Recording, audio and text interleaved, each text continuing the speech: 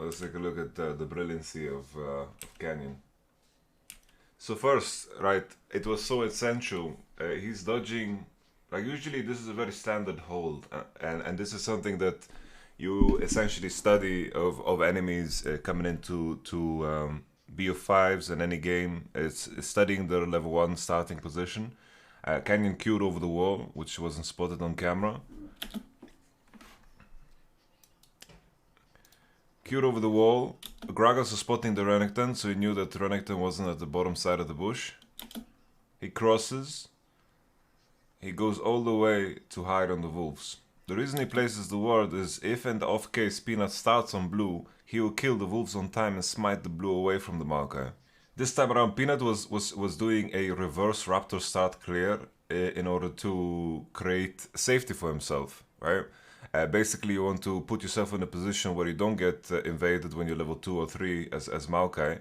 So he's doing a reverse clear. He's showing that he's starting on Raptors going into top side, and then getting invaded on your red is uncommon if you can't take away the Raptors. And even in the worst case where if he reverse cleared and Kayn took his red, most of the time Kayn would use smite on red and he would be able to secure the golems. Well, this was a very brilliant opening here from Canyon, knowing that he won't get spotted and really starting the game level 1.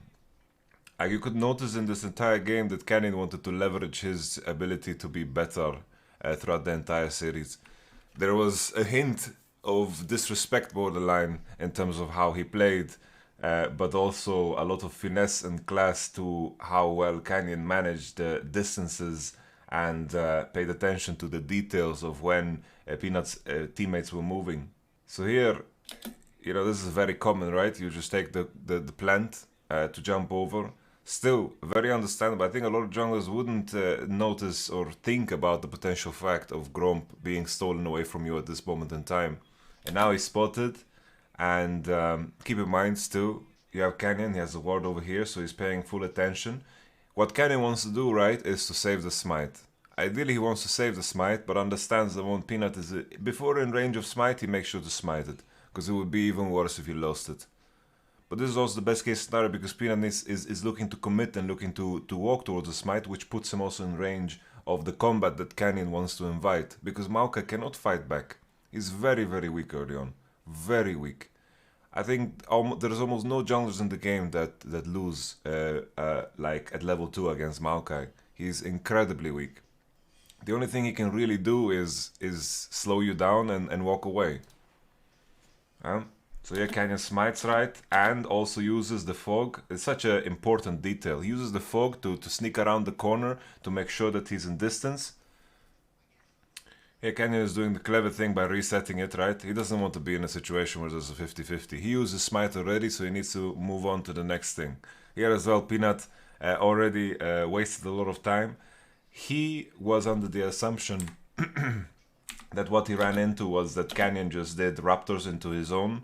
But the fact that he has the pink ward on Pixel makes this very implausible in terms of the timings that are possible, right? It's very implausible that he did Raptors into here. So Peanut should have known that the wolves are gone. But at the same time, it's a very hectic position to be in. He uses his E here, wastes it, and Canyon does a very clever thing of walking away. Like here, there's no reason to put yourself in a 50-50, especially after your ward runs out.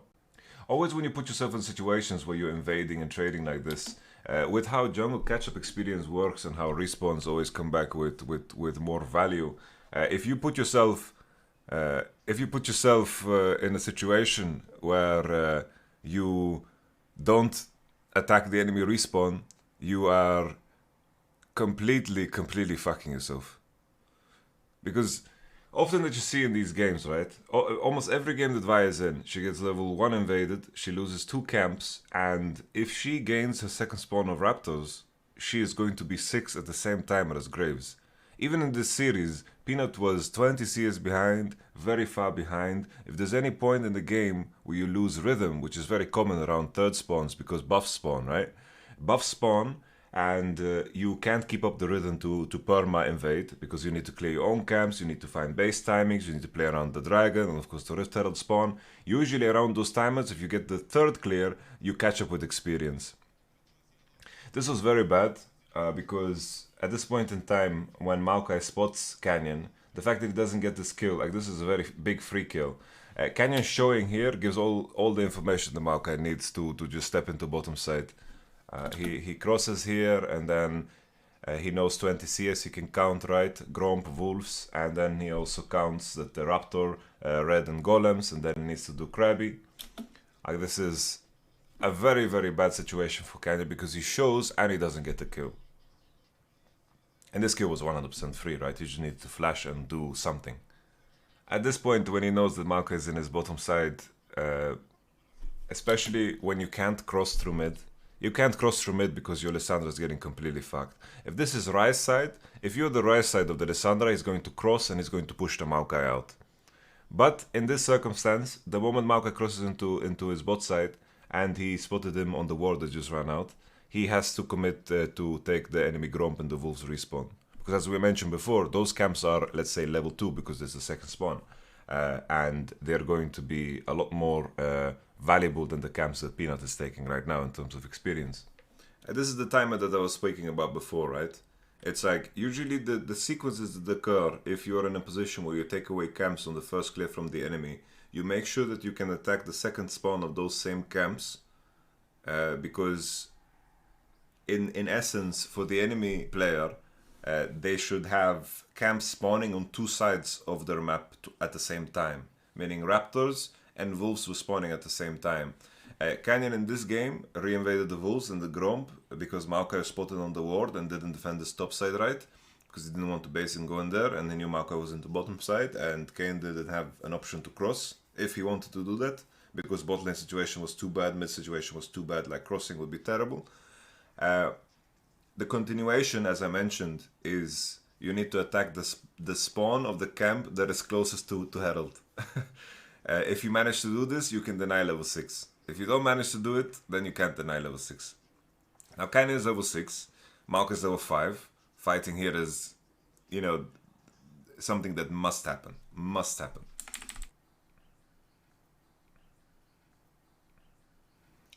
And it's like here, Canyon is going hard in the paint because he knows he has to. You know, this fight needs to happen.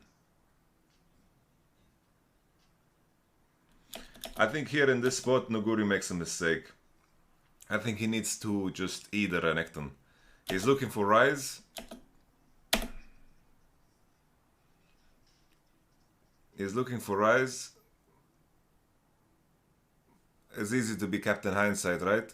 To say, yo, you needed to save your boy. But this didn't work. When I was watching this live, I thought this was the most psychopath thing in the world.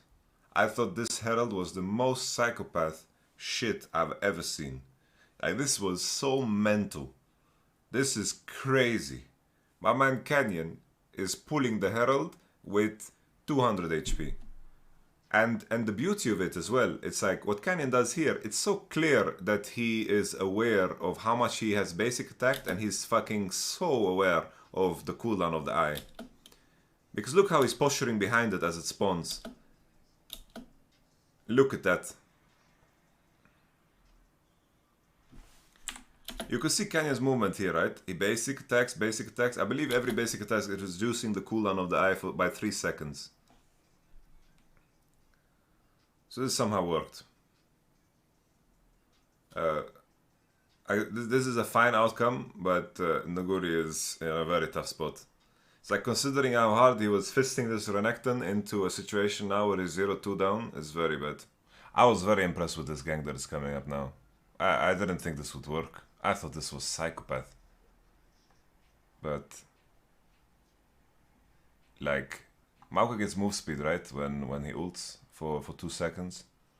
This was brilliant. I didn't see any of the other Maokai jungles do this. I love what Canyon is doing here, man. Complete awareness of his position. Very good. Like, he's walking towards Maokai and Renekton, knowing exactly how broken his champion is in this spot. Very good. Look at that, man.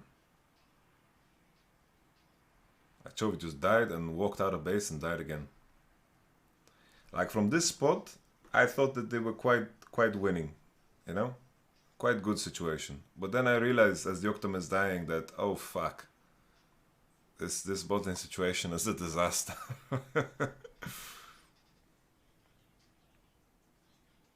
This was a very big throw. This Gragas ult, you usually just want to hold it, because if there's CC that can land in close proximity, you should just let them flash that or ult off of it, right? You ult off of a Gragas E, ult off of a Kane W, it would have been a lot better. And then at this point, if this occurred, you just want to base and you need to defend top tier 2. But instead they continue. Like, this is very bad, right? Like, they're going. This is very, very bad for the game. Very bad for the game. And Showmaker saves everyone's ass. The game is still alive. There's a fight in mid that completely throws the game. This is the fight. Man, here the Okdam could unleash the bullets, man. He just needed to believe a little bit. Here he needed to believe a little bit in his summon spells, in his Gale Force, in his cleanse.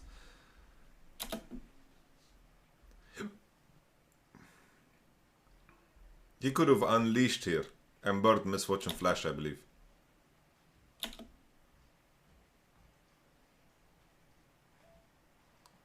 Here, okay, Gragas tanks it. Gragas tanks it, but you don't need to stand directly behind the guy. Walk further.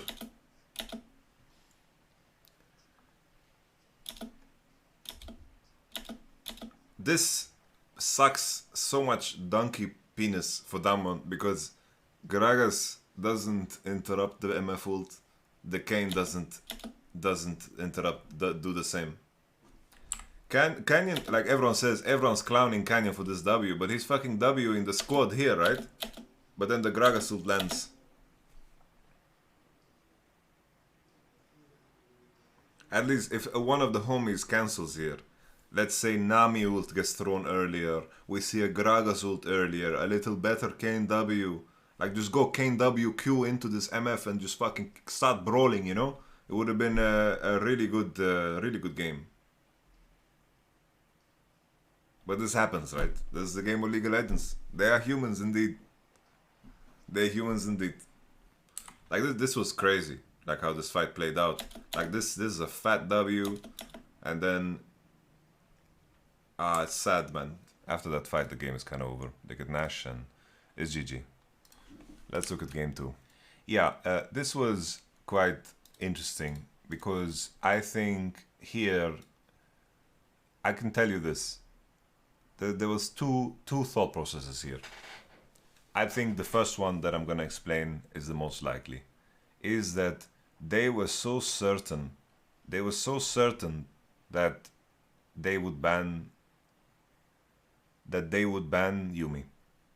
So they banned Aphelios because they expected the Yuumi ban, and they thought they're gonna have a very strong Lucian Nami case with Aphelios out and Yuumi out. That is one of the cases.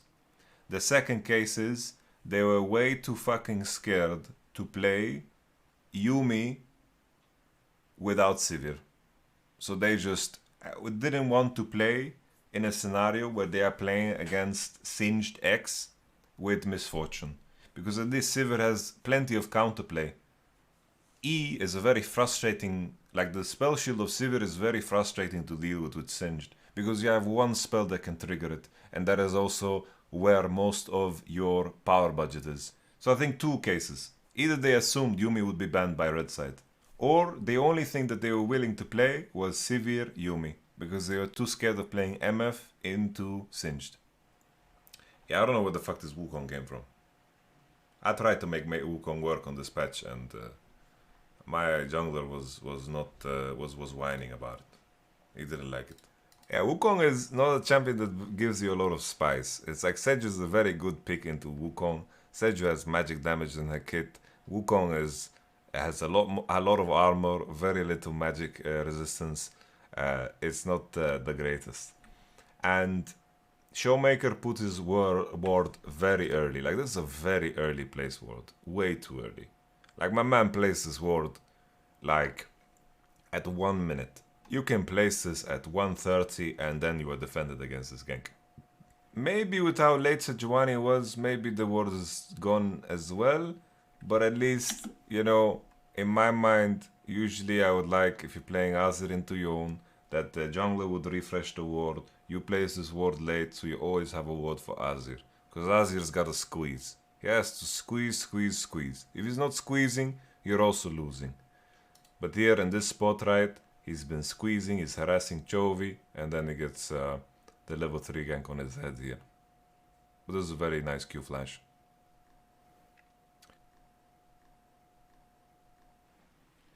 This gank here is brilliant. Because this bot lane is completely fucked. And he knows that they're going to leverage the situation to put themselves in a situation where they're going to push out. And Lucian bases. So Wukong just goes into the bush and traps the Yuumi. Very nice. Gorgeous. So here they show, the Lucian shows that he's giving up the position. Lucian is basing. Yuumi is looking for some cancellations, and here he goes. The motherfucking Monkey King. And they also know here, Lehen's just W'd into E. So he knows there's no W back. And then Shiboom. Really, really brilliant. Really good play. Yeah, this was a game loser right here. This is very bad. Not sure what the fuck they were looking for here, man.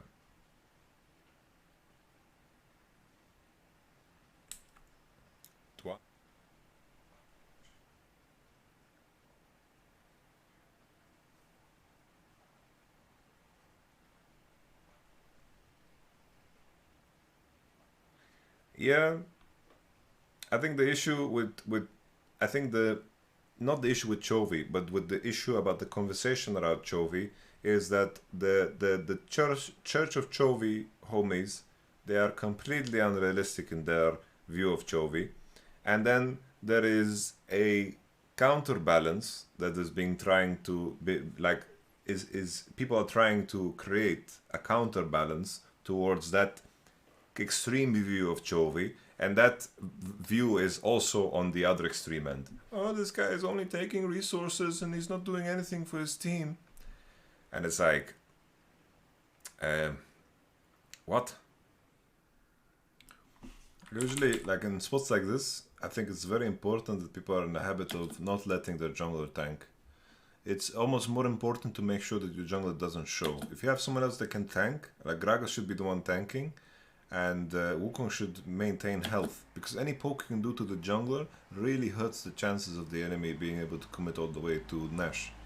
So it's about hiding the position of Wukong, and yeah, he just is in a very bad spot, like he's getting completely murdered here.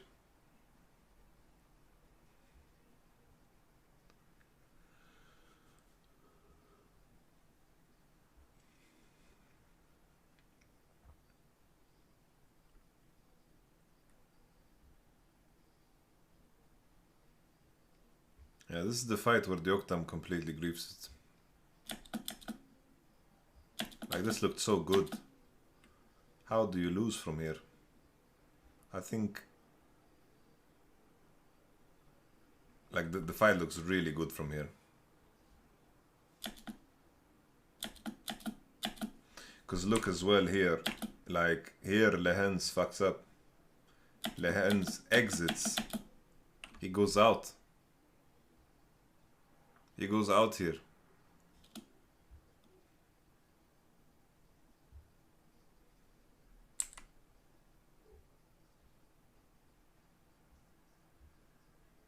It's just like the Octam has stopwatch and he has flash.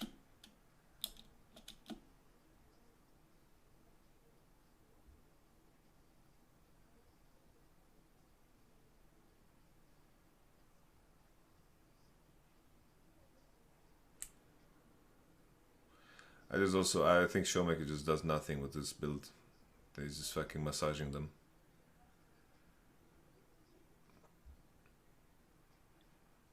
It's just the play pattern of Azir is not like this anymore, that you like stand and basic attack people. Like, it's not the fucking PvE dungeon, you know? Didn't get the Fiora banned, like. That was weird. Here, I was worried about Swain. I didn't think Swain was that great. Lucian, Nami, Azir showing. I thought that Swain is not gonna be that great. Swain is good into Poppy and good into Maokai. Like, good into targets that don't have a lot of burst and will have to stay in Swain ult range to do well. That's like really good, right? Really, really good. But in my mind, I thought that they're going to be able to play on distance, play on poke, Poppy ult out maybe the Swain and play it like that. The main thing though is that the top side is much stronger than the enemy top side. Like, this is almost guaranteed Herald, guaranteed top side play, and Aphelios Lulu can of course contest Lucian Nami early. So this like early game, this is really fucking strong comp. Really fucking strong.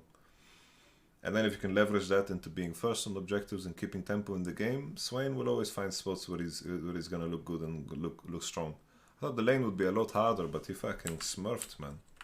He was fucking hitting ease after ease after ease, and I thought, wow, this is just a lane that Chovi's gonna farm his fucking rune and enjoy himself, you know? Because in my mind, this is fucking hard lane.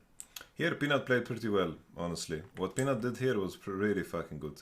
He has information on Canyon, and he basically sees himself.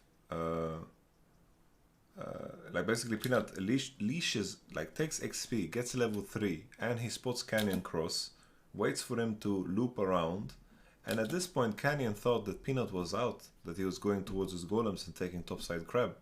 He's thinking, Peanut doesn't need to defend the bot dive, there's no bot dive here. Honestly, there might be a bot dive. Like, I say there's no bot dive, but I think one-shotting Lucian is possible with Viego, Lulu, Aphelios. But nevertheless, Canyon assumes that Peanut goes into topside. But this is very smart play. This was like one of the best things that Peanut did the whole series.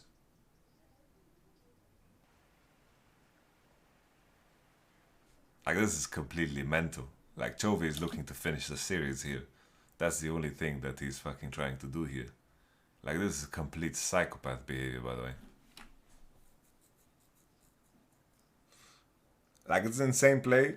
Like, Chovy should have flashed right away to increase the odds of him dodging. I don't know why he waited so long. Because he has no boots, right?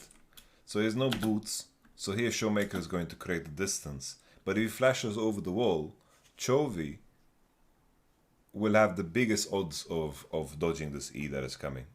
But just because he does in such a close proximity, the closer you are to someone, the easier it is to hit the spell, right? Even in this spot, he could also wait with his E, but just because he still has distance. Here, I think Showmaker had potential to, like, murder the game if he held his stopwatch a little bit longer and waited for a spell. But actually, in hindsight, no, his stopwatch is really fucking good. If he gets Poppy ulted into Azir ulted without stopwatching, it's very bad. It's very good stopwatch.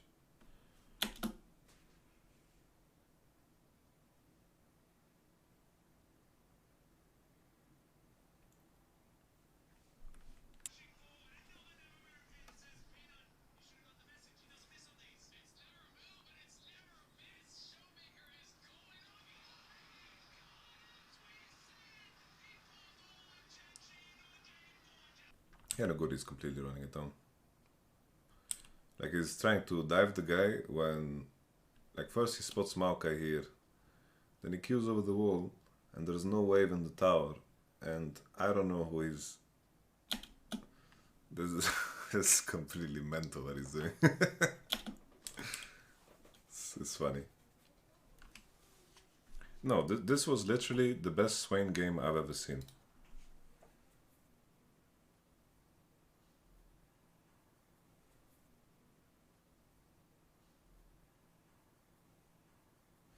So, back to the study of Canyon, okay? My man did blue, Gromp, red, fastest level 3 possible. Because you can't start Gromp right? And Gromp needs to be a part of your clear. He gets spotted, and he gets spotted, like, in theory, you get spotted again here, right? In theory. He dodges the ward, but because they didn't see him cross back on the ward that just died, they can say, like, Peanut can safely assume that Viego's here, right? The main thing here is that Canyon plays this so fucking well, beyond comprehension, okay?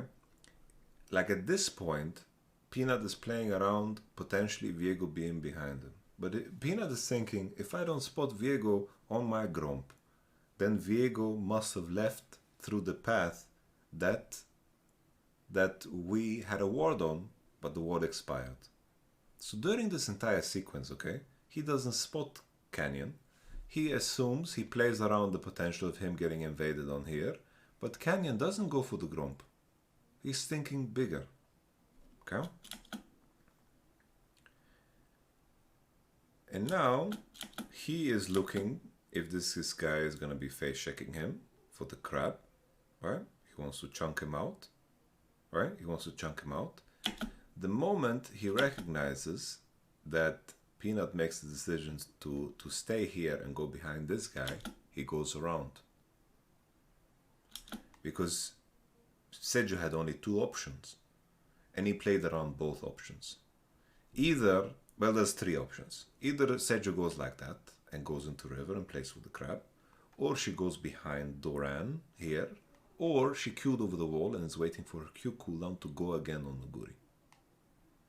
So he's going into here because the first play was covered, which was standing in the bush here. In the case where Seju face checks him, he chunks him out, and then he's going to be able to play for the crab because Nar won't be able to interact. The second two options is he's queuing over or he's going here. And right now Canyon's covering all of the potential options. And him being 12 CS to 20 CS in this moment in time doesn't matter. Because Seju, not the jungler, is going to reach level 4. There's no way for her to reach level 4. She didn't do her columns, right? So in jungle, often the conversation becomes, it's less relevant today because very rarely, like right now, creating action at level 3 is so insanely broken. This is what the meta has evolved into. Before, the conversation was always, there was level 4 junglers and there were level 3 junglers. Level 4 junglers could do 6 camps before crab spawned, and level 3 junglers could do 5 camps before crab spawned. So usually what you would see is that people path from blue side camps into Raptor red, do crab, do golems after crab, base, and then go into top side again, right? That's a common pattern that you saw. Nowadays, you see more of that fast level 3 into action, because fast level 3 means that you can interact with the enemy on his clear, or you can interact with your teammates and the enemies on the cannon wave, depending on how fast you are.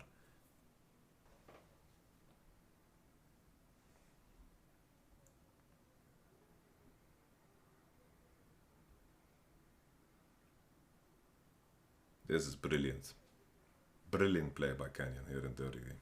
Fucking gorgeous, man. So you can see here, right? This is interesting for a lot of people, right? It's like when you, as the mid laner with majority control over the wave, and you get to crash the wave, and you get to base around the 5:30 timer, as your jungler comes out after he does his Gromp, LeBlanc will have one big prio here. She'll be 6.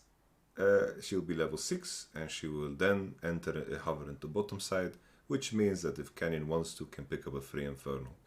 Base timers, everyone is thinking, always the common misconception is that the junglers are the most relevant for dragons, which in theory they are, right? Like, even if you have prio in mid and bot, and your jungler decides not to do Drake, then you can't do Drake. But the fact that LeBlanc here based first, catches this wave and has prio on the next wave, because if Azir stays to push the cannon wave that he just pushed, Showmaker catches that same wave, right? It means then that Showmaker base first, he sacrifices 2 million minions, approximately. He comes, catches the wave, Azir needs to base after pushing, and right now Azir is in base, and after he's going to be in the reverse position. He's going to be the one catching the wave. While he's catching the wave, if you can do something active as a jungler, this is a good window for you to always outnumber. whether it is to invade the enemy red that is spawning, or let's say do the dragon, or potentially even dive on side. Canyon's understanding of distances and space. It's like here, being so aware of what he can and cannot do, it's just a thing of beauty, man. Look at him, man. Look how he's fucking trading into 3 people like this, and now the backup is coming, and he keeps fucking posturing forward. It is gorgeous. But the issue with this as well is that now I'm gonna come back, and my Western jungler is gonna be saying I am playing on the edge, and I am pushing the enemy to posture towards me and to waste time, but they will int and die and int doing exactly this. Very difficult conversation to have with players, because there is a lot of benefit in posturing forward as far as you can in terms of gaining space. But if you posture too far forward, you lose and you throw the whole game. It was a very good Sejuani ult here by Peanut. My man took a lot of heat for yesterday because Canyon is fucking out of his mind. But this was a very good ult.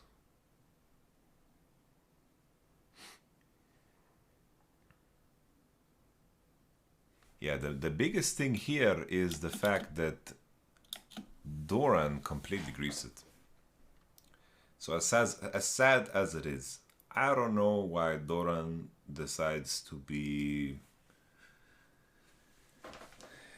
taxi here for Kellen. Because if he manages to stun Kellen here and the Seju lands or at least something, then this situation will be so much better. But this Renata gets off a fantastic Renata ultimate due to the situation. Like a crazy Renata ultimate. Let's play it in slow-mo. Look at this. It's also so fucking lucky that Sejuani doesn't hit the ult. For me, this looks like it would hit, but it just didn't, which is nuts to me. Cleanse for Jinx, I don't feel it would have much value, don't you think? I think cleanse into Renata, Viego, and Renekton, I think it's very good. Often you can't determine the value of cleanse based off how much times he used it, because maybe people would play very differently if he didn't have cleanse. Maybe he would get flashed on a lot more. Maybe there would be some combos. There's also Aphelios root, right, in lane. There's a lot of things that cleanse saves you. A lot of things that cleanse saves you from. It's like if you buy QSS against Skarner, but you never QSS a Skarner ult ever again because he never ults you, does that make the QSS useless? Yeah, this Renata ult is just crazy. Look at that Renata ult. This Renata ult is nuts.